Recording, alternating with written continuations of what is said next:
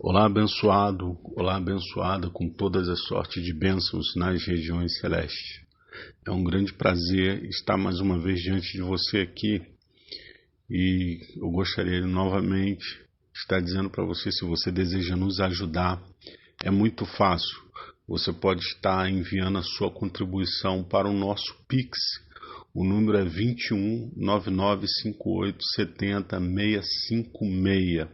Você estará nos ajudando a propagar o Evangelho da Graça. Eu gostaria que você ficasse agora com um trecho de uma breve canção, um breve louvor para você. E após esse louvor, esse trechinho desse louvor, nós estaremos iniciando o nosso estudo.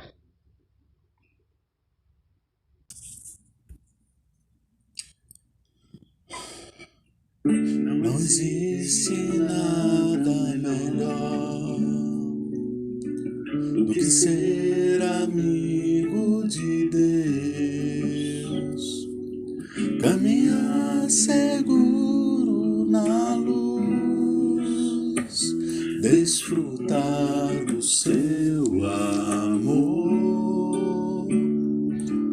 ter a paz no coração, viver sempre em comunhão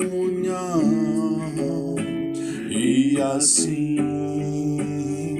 perceber a grandeza do poder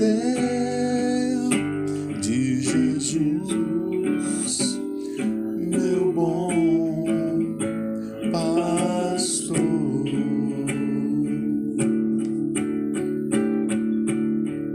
Ter a paz no coração, viver sempre em comunhão e assim perceber a grandeza do poder de Jesus, meu bom pastor.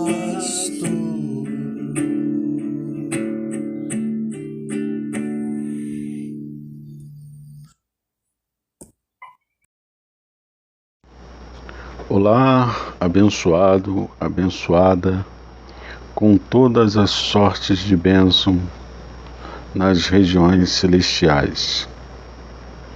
É um grande privilégio, é uma grande honra poder falar com você mais uma vez. Eu espero que você possa estar transmitindo essa mensagem a outras pessoas. Abba, Pai. Vamos a um ponto importante, ligado a um texto de estudo que fizemos, falando sobre os apóstolos de Jesus de Nazaré. Existem pessoas na religião que são fanáticas pelos apóstolos de Jesus, principalmente três: Pedro, Tiago e João.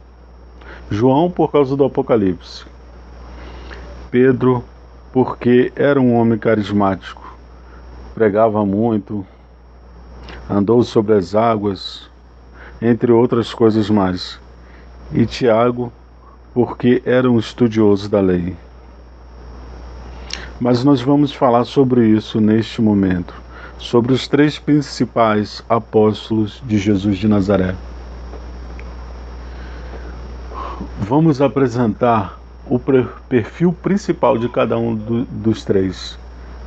É um comentário rápido. Não vamos demorar, mas eu quero dizer à tua mente como esses homens nada entendiam daquilo que você precisa entender, que é o Evangelho da Graça. Pedro, Tiago e João escreveram cartas. Pedro 2, Tiago 1 e João 3, mais o livro de Apocalipse. O livro do momento, da atualidade. Quem foi Pedro? Pedro foi o primeiro Papa reconhecido pela Igreja Católica nos dias de hoje. E naquele tempo, quem era Pedro? Um pescador que foi escolhido para ser discípulo de Jesus de Nazaré e depois se tornou apóstolo. Quem foi Pedro? Um homem que negou o Senhor 3 vezes. Um homem que foi chamado de Satanás. Um homem que não conhecia nada nem da lei de Moisés. Ele não conhecia nada, ele era um pescador. E esse não é o problema principal de Pedro. O problema principal dele está lá em Gálatas, capítulo 2, do verso 11 ao 14. Essa carta foi escrita pelo apóstolo Paulo. E ele se refere a Pedro como se ele fosse um hipócrita irrepreensível. O que é uma pessoa repreensível? Uma pessoa de condenar, uma pessoa que maquina, uma pessoa que precisa ser chamada a atenção. E qual era o problema principal de Pedro? Quando ele estava com os gentios, que eram os povos que não eram judeus, ele comia com os gentios, ele comia carne de porco, ele se sentia livre da lei. Mas quando ele estava com os judeus, ele tinha que fazer uma outra cara, ele tinha que usar uma máscara. Então ele tinha que ser legalista, ele tinha que ser exigente, ele tinha que ser da lei. Então, ele era ao mesmo tempo da lei e tentava ser da graça e não conseguia. Isso é hipocrisia. Pedro foi um maquinador. Tanto é verdade que você pode ver que durante toda a sua carreira, até o final de sua carreira, o que a Bíblia mostra é que Pedro tinha um caráter duvidoso. E ele foi o primeiro Papa. Ele é reconhecido até hoje pelo sistema religioso católico. E assim como ele foi a sucessão desses homens durante a história, mostra que esses homens que sucederam Pedro são corruptos de mente. E essa corrupção se manifestou durante a história. Vamos agora para Tiago. Quem foi Tiago? Tiago foi um homem que teve um perfil onde ele se agarrava tanto à lei de Moisés que ele foi considerado uma espécie de radical da lei. Em Tiago, no próprio livro que ele escreveu, na carta que ele escreveu, no capítulo 2, no verso 17, ele diz que a fé sem obras é morta. Ele usou a lei de Moisés para contradizer, para ir contra Paulo, que dizia que o homem era justificado e é justificado pela fé sem as obras da lei. E Tiago, o que ele disse? Que a fé sem as obras da lei, ela é morta. Então Tiago, ele se opõe a Paulo, assim como Pedro também. Esse é o perfil de Tiago, um homem casca grossa. Um casca grossa da lei. Ora, nós sabemos que o nosso apóstolo não é Tiago e nem Pedro. O nosso apóstolo, o apóstolo da graça é Paulo. Ouça, leia as cartas de Paulo, de Romanos a Hebreus, que você vai entender o que eu estou falando. Agora vamos para João. João era uma pessoa complicada. E ao mesmo tempo que ele, na sua carta, no seu escrito, ele escreveu um livro histórico. Ele parecia que ele falava alguma coisa que tinha até mesmo a ver com a graça. Ele mesmo disse que o Consolador vos levará toda a verdade. João parecia estar entendendo, só que quando João escreveu as suas 3 epístolas, ele sempre estava dizendo que Paulo era um anticristo.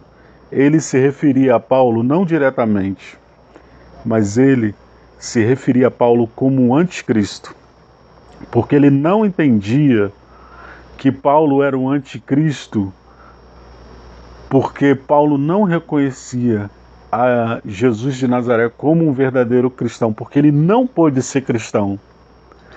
Mas Cristo que ressuscitou, esse sim Paulo reconhecia.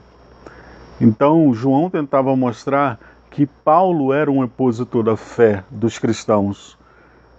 E quando chegou no momento em que os cristãos foram perseguidos por Nero, João teve uma espécie de exílio. Ele fugiu e ele foi até a ilha de Patmos, fugido, idoso, com a mente confusa, e ele ali recebeu a visita de um anjo que não era um anjo para trazer uma revelação do Cristo ressuscitado. O anjo que foi falar com João, foi revelar a ele aquilo que depois se tornou o Apocalipse. E que hoje as pessoas estão enfeitiçados pelo Apocalipse. Porque o Apocalipse é um livro que as pessoas que estão na religião, na carne, elas gostam de tentar entender os mistérios do livro de Apocalipse. Só que o livro de Apocalipse não foi escrito para revelar mistérios. Ele foi escrito para mostrar ao mundo a confusão na mente de João. Então, você não deve buscar revelação no livro de Apocalipse, nem nas profecias do Antigo Testamento. Nem busque revelação nos livros históricos. Porque as pessoas que estão usando Pedro, Tiago e João, Mateus, para estabelecer doutrinas falsas, outros tentam interpretar as profecias de Daniel. Isso aí não é graça, isto não é graça. Para você poder entender a graça, você tem que pegar as 14 epístolas de Paulo e entendê-las, de Romanos a Hebreus. Elas não estão em contradições. Paulo, ele batizou, depois disse que não foi chamado para batizar. Paulo estava crescendo na graça, no conhecimento de Deus. Então, você precisa separar tudo isso. Por exemplo, é muito importante o que eu vou falar para poder encerrar esse áudio. Em Mateus, no capítulo 13, no verso 34, 35, o narrador, o escritor do livro de Mateus, que foi o próprio Mateus, segundo consta na história, o publicano, o cobrador de impostos, em Jesus de Nazaré, só falava por parábolas. Jesus de Nazaré só falava por parábolas. Lá está escrito, Jesus de Nazaré só falava por parábolas. E sem falar em parábolas, ele não falava mais nada. O que são parábolas? Parábolas são histórias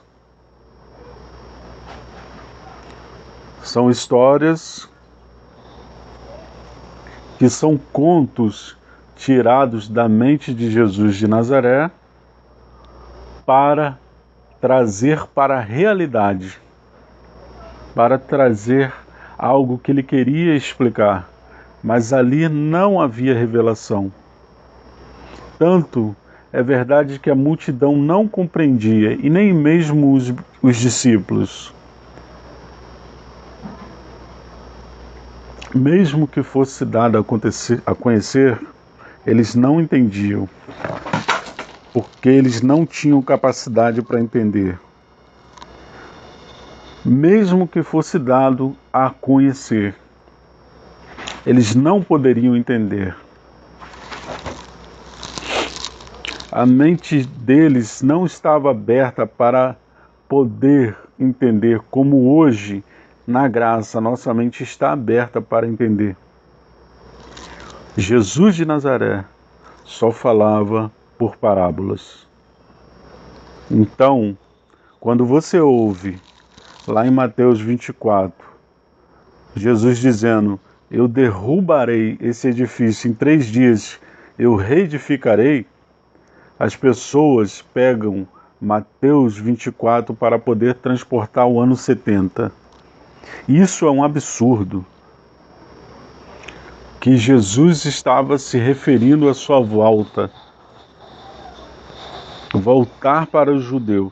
Ele veio para os juízos dos judeus. Nós somos gentios e não judeus. Nada temos a ver com Mateus 24. Nós temos a ver com Romanos a Hebreus. Paulo é o nosso apóstolo e não João. Em Mateus 13:13, Jesus explica por que ele falava por parábolas.